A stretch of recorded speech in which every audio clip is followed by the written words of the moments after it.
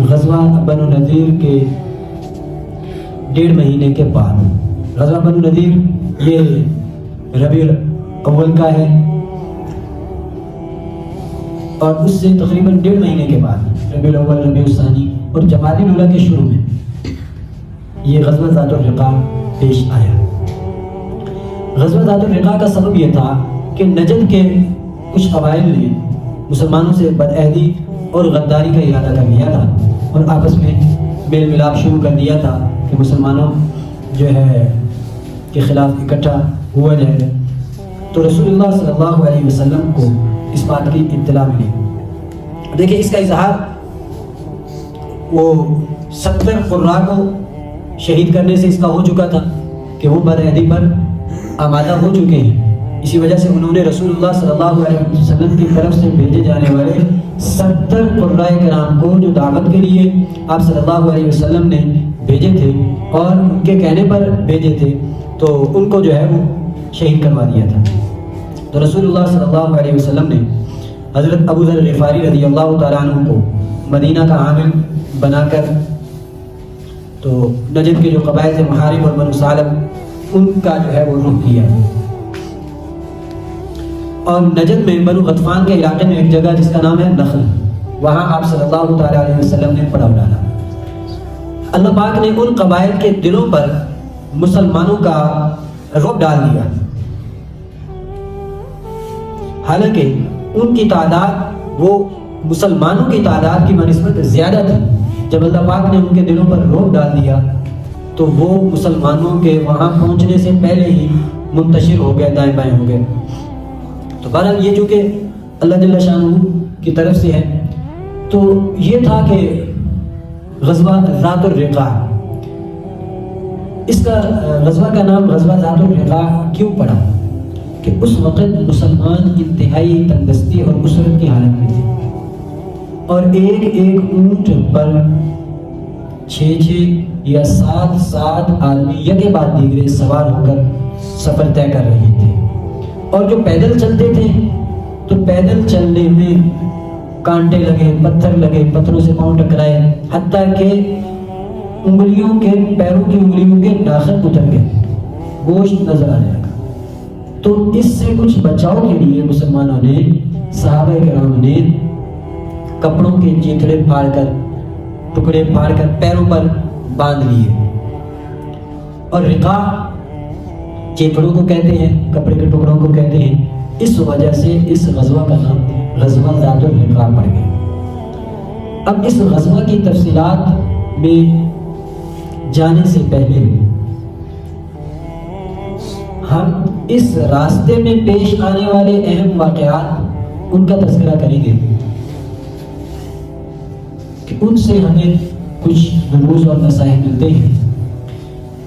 چند اہم واقعات ہیں، جیسا کہ میں نے پہلے عرض کیا کہ اس کا نام ذات الرقاع جو پڑا وہ اس وجہ سے کہ مسلمان انتہائی اسرت کی حالت میں تھے اور پاؤں زخمی ہونے کی وجہ سے پیروں پر کپڑے کے ٹکڑے باندھ رہے تھے۔ تو عربی میں رقاع چیتڑوں کو، پٹھیوں کو کہتے ہیں۔ جب حضرت ابو موسیٰ اشعری رضی اللہ تعالیٰ عنہ نے اپنے شاگرد کو یہ روایت بیان کی تو پھر اس پر ان کو ندامت ہوئی۔ ان کے شاگرد بیان کرتے ہیں کہ حضرت ابو موسیٰ اشعری رضی اللہ تعالیٰ عنہ جب یہ واقعہ اور روایت بیان کی تو ان کو اس پر ندامت اس لیے ہوئی کہ اس روایت کے بیان کرنے سے ان کا یہ جو عمل خیر تھا وہ ظاہر ہو گیا۔ اس کی تفصیل آگے چل کے میں کچھ عرض کرتا ہوں۔ دوسرا، اس میں رسول اللہ صلی اللہ علیہ وسلم نے غزوہ ذات الرقاع کے سفر میں صلاۃ الخوف پڑھائی۔ صلاۃ الخوف، خوف کی نماز، جس کو حدیث کی کتابوں میں ذکر کیا گیا ہے۔ آپ صلی اللہ تعالیٰ علیہ وسلم نے لشکر کے 2 حصے کیے، ایک حصہ رسول اللہ صلی اللہ علیہ وسلم کے ساتھ نماز میں شریک ہو گیا، اور دوسرا حصہ وہ دشمن کے مقابلے میں ڈٹا رہا۔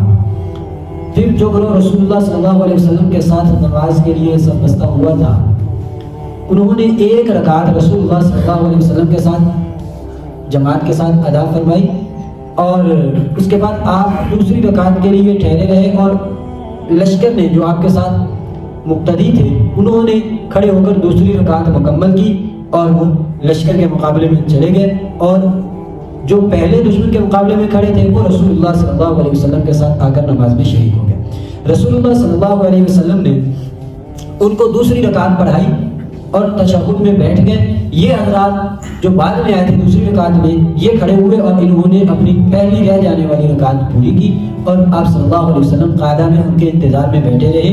جب انہوں نے اپنی نماز پوری کر لی پھر آپ صلی اللہ علیہ وسلم نے سلام پھیرا۔ ایک یہ واقعہ پیش آیا۔ تیسرا واقعہ حضرت جابر رضی اللہ تعالیٰ عنہ سے روایت ہے، امام بخاری نے اس کو روایت کیا ہے کہ غزوہ ذات الرقاع سے واپسی میں انہیں رسول اللہ صلی اللہ علیہ وسلم کی رفاقت حاصل تھی۔ راستے میں ایک وادی میں جس جگہ ببول کے ککر کے بہت سارے درخت تھے، دوپہر ہو گئی تو رسول اللہ صلی اللہ علیہ وسلم نے پڑاؤ ڈال دیا۔ صحابہ کرام ادھر ادھر درختوں کے سائے میں جو ہے وہ چلے گئے، اور آپ صلی اللہ علیہ وسلم بھی ایک درخت کے سائے میں لیٹ گئے اور اپنی تلوار درخت کے ساتھ لٹکا دی۔ آپ صلی اللہ علیہ وسلم آرام فرمانے لگے۔ حضرت جابر رضی اللہ تعالیٰ عنہ فرماتے ہیں ہمیں نیند آ گئی، اچانک ہم نے سنا کہ رسول اللہ صلی اللہ علیہ وسلم ہمیں آواز دے رہے ہیں۔ ہم آپ کی خدمت میں پہنچے تو دیکھا کہ وہاں ایک بدو بیٹھا ہوا ہے۔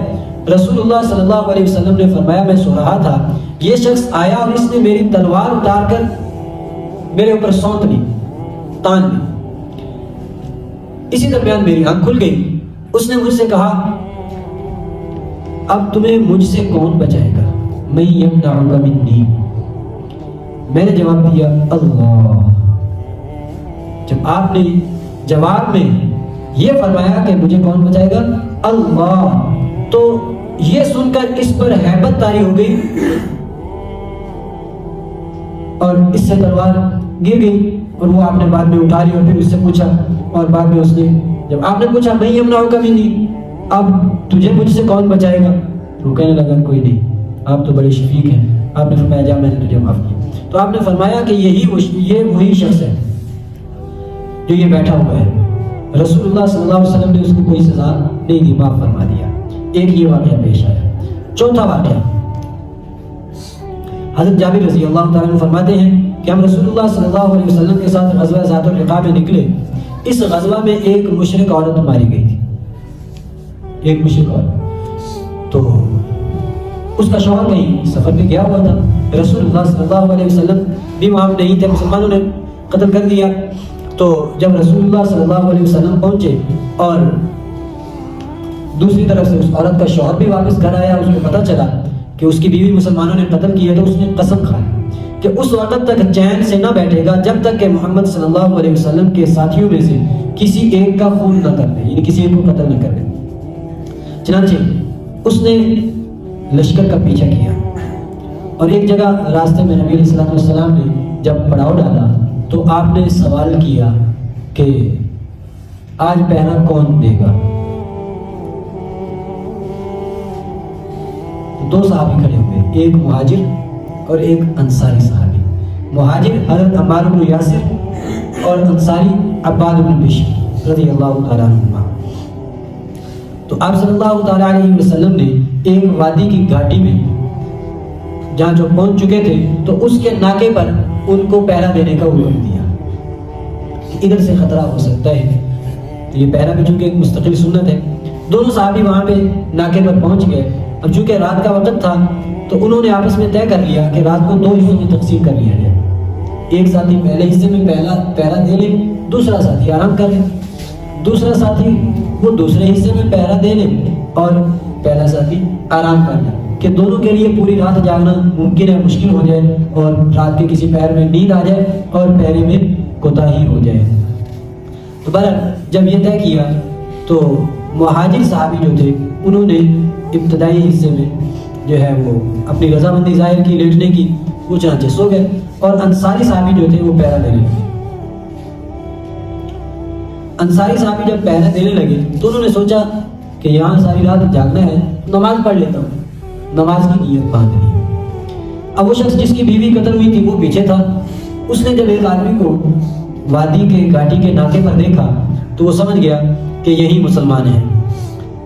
تو اس نے دور سے تیر مارا اور وہ تیر اس انصاری صحابی کے بدن میں آگے لگا. اب پھینک دیا, نماز نہیں توڑی.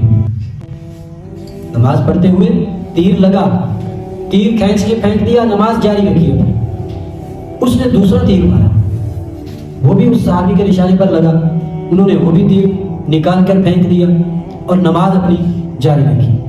اس نے پھر تیسرا تیر مارا, وہ بھی اس انصاری صحابی کے بدن میں لگا اور اس نے صحابی نے وہ بھی نکال کر پھینک دیا. پھر انہوں نے جلدی سے رکوع سجدہ کر کے نماز مکمل کی اور اپنے مہاجر ساتھی کو جگایا اور کہا بھی اٹھو.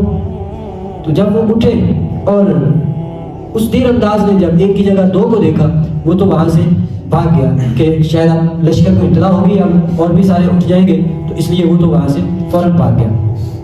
جب مہاجر صحابی نے غور کیا تو یہ انصاری صحابی خون میں لت پت اور زخمی. پوچھا بھی کیا ہوا؟ کہا اس طرح کر کے اس نے, میں نماز پڑھ رہا تھا اور اس نے تیر چلانے شروع کر دیے. تو انہوں نے کہا کہ آپ نے پہلے تیر پر ہی مجھے کیوں نہ جگا دیا؟ جواب دیا کہ میں نماز میں ایک لمبی سورت پڑھ رہا تھا اور اس کو ختم کرنے سے پہلے نماز چھوڑنا میں نے گوارا نہ کیا. اگر مجھے یہ اندیشہ اور ڈر نہ ہوتا کہ رسول اللہ صلی اللہ علیہ وسلم نے پہلے کی جو ذمہ داری لگائی ہے اس میں کوتاہی ہو جائے گی اور میں شہید ہو جاؤں گا, تو میں وہ سورت پوری کرنے سے پہلے نماز ختم نہ کرتا. اس ڈر سے میں نے نماز جلدی مکمل کر لی تاکہ پہلے میں کوتاہی نہ ہو. اللہ اکبر. یہ چوتھا واقعہ. پانچواں واقعہ, حضرت جابر بن عبداللہ رضی اللہ تعالیٰ عنہ فرماتے ہیں کہ میں رسول اللہ صلی اللہ علیہ وسلم کے ساتھ غزوہ سے واپس کہ غزوہ ذات الرقاع میں آپ کے ساتھ نکلا. میرے پاس ایک لاغر اور کمزور اونٹ تھا. جب رسول اللہ صلی اللہ علیہ وسلم غزوہ سے واپس ہوئے تو میرے ساتھی جن کے پاس سواریاں اچھی تھی وہ تو آگے نکل گئے اور میں اپنی کمزور اونٹ پر جو ہے وہ پیچھے پیچھے تھا. تو آپ صلی اللہ علیہ وسلم نے میرے پاس پہنچ کر دریافت فرمایا, جابر کیا بات ہے؟ میں نے عرض کیا, یا اللہ کے رسول اپنے اس اونٹ کی وجہ سے میں پیچھے ہو گیا ہوں. آپ نے فرمایا اسے بٹھاؤ. میں نے وہ بٹھا دیا. رسول اللہ صلی اللہ علیہ وسلم نے اپنی اونٹ بھی بٹھا دی. پھر فرمایا تمہارے ہاتھ میں جو عصا ہے یہ مجھے دو. حضرت جابر رضی اللہ تعالیٰ عنہ نے وہ عصا رسول اللہ صلی اللہ علیہ وسلم کے ہاتھ میں تھما دیا. آپ صلی اللہ علیہ وسلم نے اس عصا کو لے کر اس اونٹ کے بدن میں کئی مرتبہ چمایا.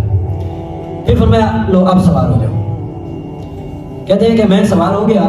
اس ذات کی قسم جس نے آپ صلی اللہ علیہ وسلم کو حق دے کر بھیجا, اب میرا اونٹ, میں نے رسول اللہ صلی اللہ علیہ وسلم سے عرض کیا کہ یا رسول اللہ صلی اللہ علیہ وسلم اب میرا اونٹ تو آپ کی اونٹنی کی برابری کرنے لگا ہے, یہ اتنا تیز رفتار ہو گیا. رسول اللہ صلی اللہ علیہ وسلم مجھ سے گفتگو کرنے لگے, بات چیت کرنے لگے.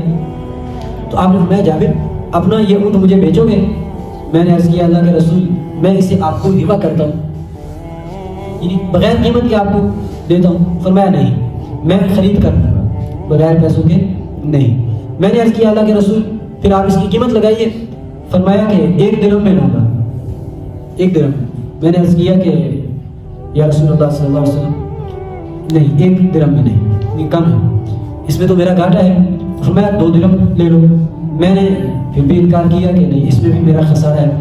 تو آپ صلی اللہ علیہ وسلم نے اس کی قیمت بڑھاتے رہے یہاں تک کہ آپ نے فرمایا چلو 1 اوقیہ چاندی لے لو. 1 اوقیہ چاندی. میں نے عرض کیا کہ اللہ کے رسول ٹھیک ہے. چنانچہ اس پر ہماری ڈیل ہو گئی. تو اس کے بعد رسول اللہ صلی اللہ علیہ وسلم نے فرمایا کہ جابر تمہاری شادی ہو گئی؟ میں نے کہا جی شادی ہو گئی. تو آپ نے فرمایا کہ کنواری سے ہوئی ہے یا کسی ایسی سے ہوئی ہے جس کی پہلے شادی ہو چکی ہے شوہر دیدہ سے؟ تو میں نے عرض کیا کہ یا رسول اللہ صلی اللہ علیہ وسلم شوہر دیدہ سے شادی ہوئی.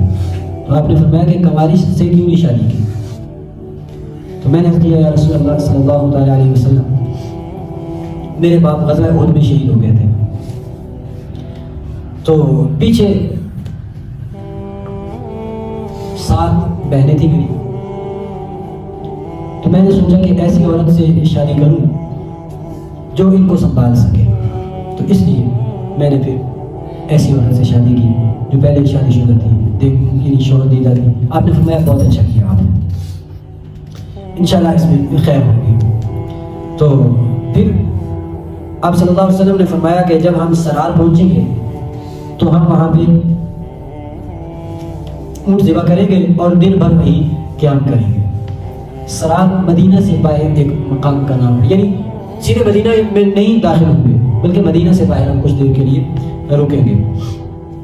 تو وہاں ٹھہریں گے، تمہاری بیوی کو ہم لوگوں کے واپس آنے کی خبر ہوگی کہ تمہارے لیے گاؤں تکیے جھاڑ پونچھ کر ٹھیک کر دے گی۔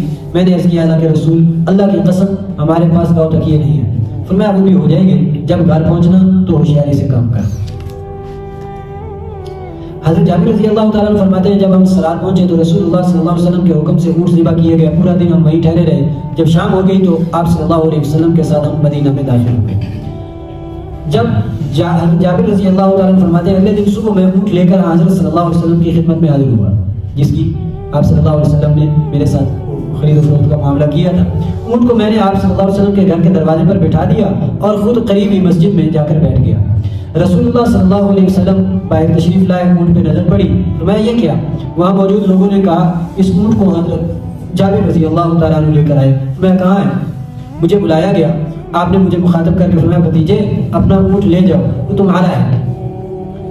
پھر حضرت بلال رضی اللہ تعالیٰ عنہ کو بلا کر فرمایا جابر کو لے جاؤ اور اسے ایک اوقیہ دے دو۔ میں بلال رضی اللہ تعالیٰ عنہ کے ساتھ گیا، انہوں نے مجھے ایک اوقیہ دے دیا، بلکہ اس سے کچھ زیادہ دیا۔ اللہ کی قسم اس مال میں برابر اضافہ ہوتا رہا اور اس سے میرے پاس اتنا ہو گیا کہ میرے گھر سے باہر دکھائی دیتا تھا، اتنا دے گیا اللہ پاک نے اتنی اس میں بدلا، یعنی آپ نے وہ اونٹ بھی ان کو ہدیہ واپس کر دیا اور اس کی قیمت بھی ادا کر دی۔ تو یہ اس غزوہ کے سفر میں پیش آنے والے اہم واقعات تھے۔